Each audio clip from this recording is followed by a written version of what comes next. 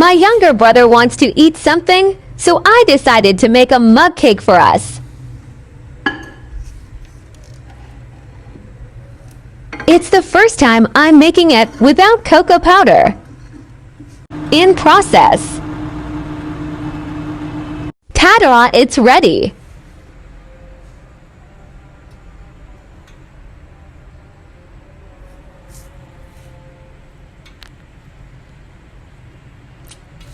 Let's try it. It's good. He liked it.